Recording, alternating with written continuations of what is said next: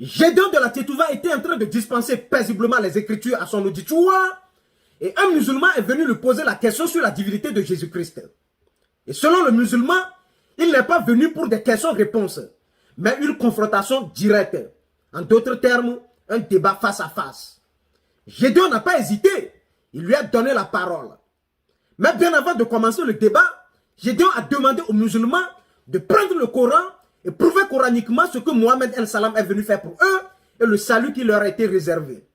Et lui aussi, il prendra la Bible pour prouver bibliquement ce que Jésus-Christ est venu faire pour lui, le salut qui est réservé aux chrétiens. Ce fut le débat. Le musulman avait pris la parole. Mais après un long discours, le musulman n'a pas réussi à prouver coraniquement ou encore à enrichir son discours avec des versets coraniques ou des versets bibliques.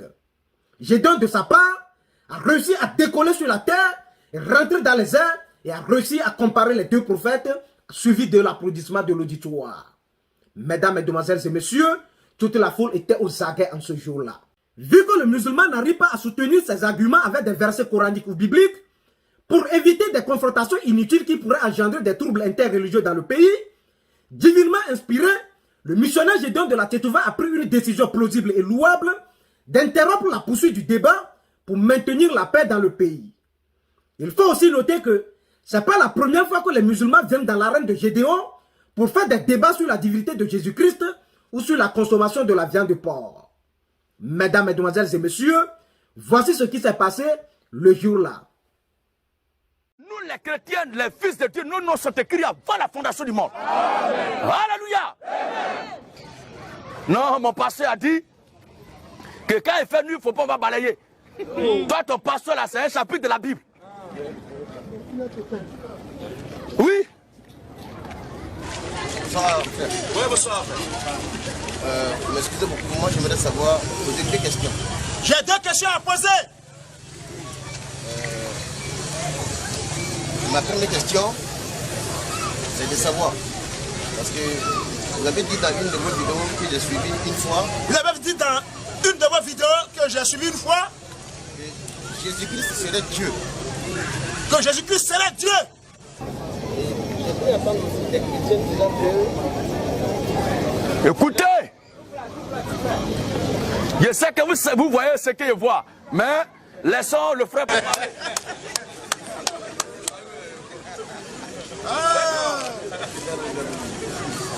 Oui, vas-y. Ok. Voilà, donc je disais, vous avez dit une fois dans une de vos vidéos, comme quoi Jésus-Christ serait Dieu.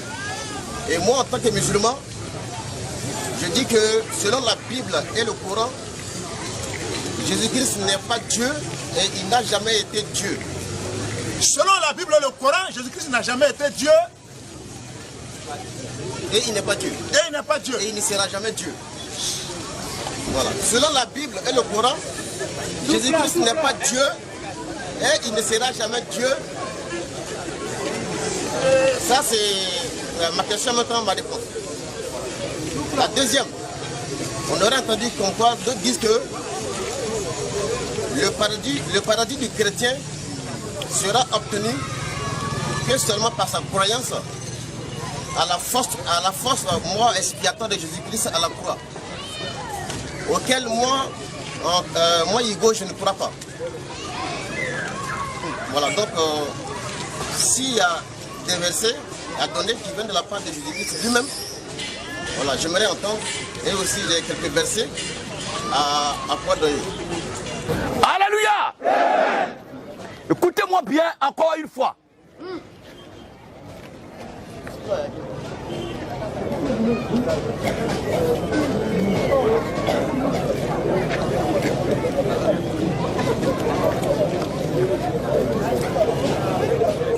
On peut aller? Écoutez-moi très bien. Et je veux que cela soit clair.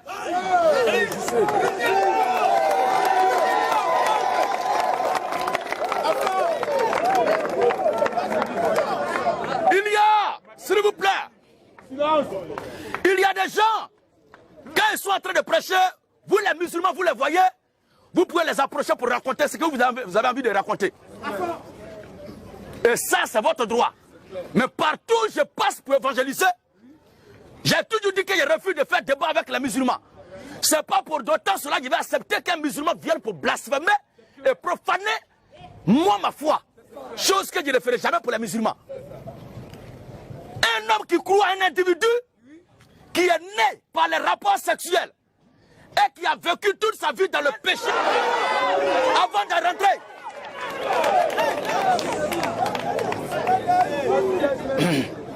Avant, s'il vous plaît, avant de rentrer d'abord dans la divinité de Jésus, avant de rentrer dans la divinité de Jésus, puisque tu dis que tu es musulman, selon Mahomet tu parles, je vais comparer d'abord Mahomet lui-même, de par sa naissance, et Jésus sa naissance.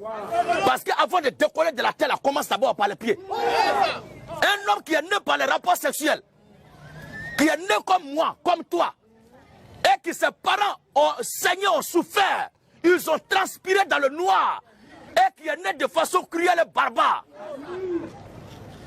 il ne peut pas se mettre là pour prétendre être l'équivalent de quelqu'un qui est né pur sans rapport sexuel. C'est pas possible.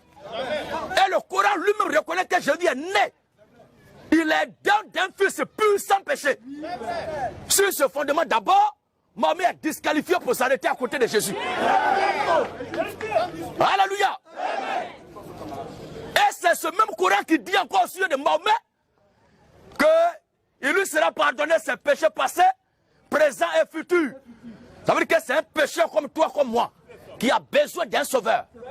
Or, pour sauver, il faut être quelqu'un qui est sans péché. Toi et moi, on ne peut pas être en train d'être noyé, en train d'être englouti, et tu vas te mettre devant moi pour dire que c'est moi qui vais te sauver. Toi, tu es capable de me sauver? Toi qui es en train de boire l'eau sale comme moi, tu vas me sauver de quoi? Alors ça, c'est d'abord un premier fondement. Alors, quand même le monsieur se met là, pour venir dire que la Bible et le Coran disent que Jésus n'est pas Dieu, non, je ne veux pas qu'il y ait comparaison entre la Bible et le Coran. Prends le Coran pour démontrer à ceux qui sont là que Mahomet est né pur et il est venu sauver les gens, il a sauvé des gens par sa vie, ou bien sa vie là est une vie pure et qui est un modèle. C'est comme ça qu'il faut faire pour éviter les conflits inutiles. Et moi aussi, je prendrai la Bible pour attester ce que Jésus est capable de faire, ce qu'il est venu faire et ce qu'il a fait pour moi. Parlant de moi, ma Bible, toi aussi tu parles de ton Coran. Alors si tu es prêt, prends ton Coran pour attester l'authenticité du ministère et de la mission de Mahomet. Moi je prendrai la Bible pour attester l'authenticité et la pureté de Jésus-Christ.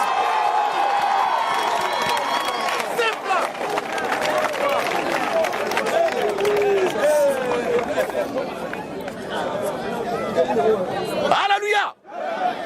Alors, avant de revenir à la question, c'est le principe que j'exige pour éviter les conflits inutiles. Parce que je sais très bien qu'il y a des choses dans le Coran, si moi je vais mettre ma bouche dedans, mon frère qui est là, il ne sera pas content. Et ceux qui sont avec lui, qui sont là, ils ne seront pas contents tout à l'heure. Or, moi, je peux accepter tout et supporter tout. De façon verbale, ça peut se passer. Mais il ne va pas supporter parce que je suis prêt à montrer tout à l'heure dans le Coran. S'il veut mélanger, parler de la Bible et du Coran, je veux qu'il reste dans son Coran, moi je reste dans ma Bible. À chacun son livre de foi. Alors tu prends ton livre pour présenter ton messager. Moi je prends mon livre aussi pour présenter mon messager. Je prends mon livre pour présenter mon Dieu, ce qu'il a fait. Toi aussi tu prends ton livre pour présenter ton Dieu. Alléluia. Alors, s'il vous plaît, c'est le principe qui est là. S'il est d'accord, il vient avec le Coran.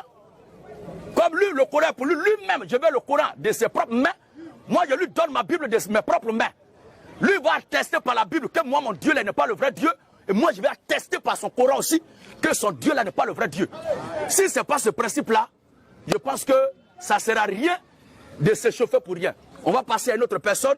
Les frères musulmans n'ont qu'à créer la tribune, ou bien ils peuvent revenir ici un autre jour pour développer ce qu'ils croient de l'islam et du Coran.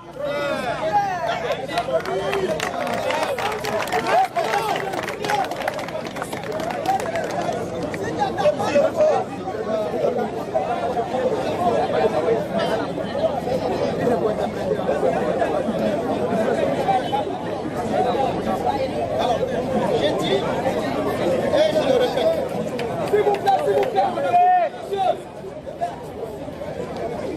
D'après le Coran, les prophètes Mohammed, il n'a jamais été le père. Mohammed de l'Islam, il n'a jamais été le père de l'un des prophètes. Et aussi, il n'a jamais été aussi envoyé seulement que pour les Arabes. Mais parlant de Mohammed, parlant du prophète Mohammed, dans le Coran chapitre 118, Coran chapitre 18. Frère, est-ce que le Coran là on peut le lire? Oui, non, je dis, si tu veux là, écoute bien, je ne suis pas là pour m'amuser. S'il n'y a pas ça là, parce que ce que tu es en train de citer là, ceux qui sont là, comment ils vont voir la preuve? C'est pourquoi il te dit. Le Coran est dedans.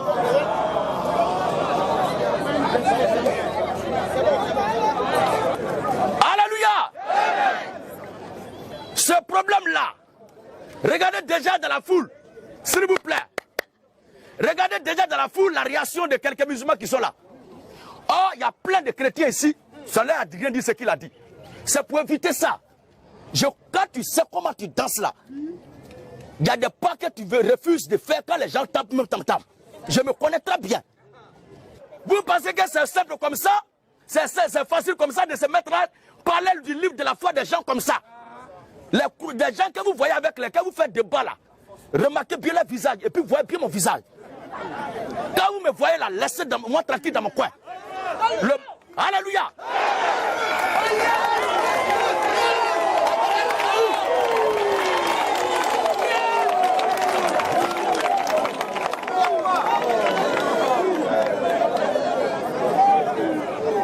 Alléluia!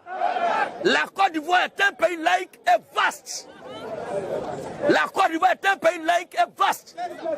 Comme moi, quel que soit Alpha, ce que le Coran dira, je ne serai pas d'accord. Je ne vais jamais me permettre d'aller dans la tribune des musulmans pour vouloir discuter avec eux sur la Bible. Ils disent qu'ils sont musulmans et puis moi je vais aller discuter avec eux sur la Bible. Pourquoi? Non, c'est pas comme ça. Si les musulmans peuvent utiliser leur Coran pour faire des convertis à leur cause, à la solde de leur prophète, ils n'ont qu'à le faire. Moi je suis là pour présenter Christ, sauveur des élus dans tout le monde entier, qui est né pur, sans péché. Comment?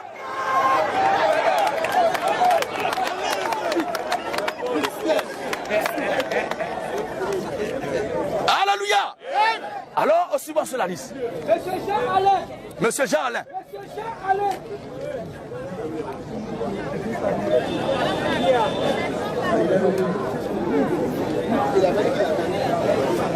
Abat les faux prophètes. Abat la pauvocratie. La Côte d'Ivoire a besoin de paix et de quiétude. Je refuse de faire la confrontation entre l'islam et le christianisme. Ce sont deux droites diamétralement opposées. Et ce débat a commencé depuis au temps d'Abraham et ça ne finira pas. C'est quand Jésus viendra pour régner avec nous que ça va prendre fin. Je ne veux pas rentrer dans ça. Voilà. Un prisonnier de la mort, un prisonnier de la tombe. C'est de lui qui veut me parler ce soir-là, alors que moi je suis en train de parler de la résurrection. Et de la vie. Alors que le Seigneur Jésus-Christ, son évangile a conquis le monde. Sa parole a été prêchée et a conquis le monde. De façon pacifique et verbale. Je ne veux pas entrer dans les polémiques inutiles. Je ne veux pas rentrer dedans. Je ne veux pas créer un conflit à tout le monde. Tout le monde vient de sortir d'une situation pénible. Je ne veux pas encore être à l'origine d'un quelconque trouble dans cette ville. Je suis là pour présenter Jésus. Ceux qui croient en Jésus, ils l'acceptent. Regardez-moi bien. Ceux qui vous amusent, le public pour dire débat musulman, c'est pour ne pas semer le trouble. Alors restez tranquille dans votre coin. Allez-y prêcher là-bas, le Coran. Si vous m'avez vu là-bas, là, on va discuter. Alors, question.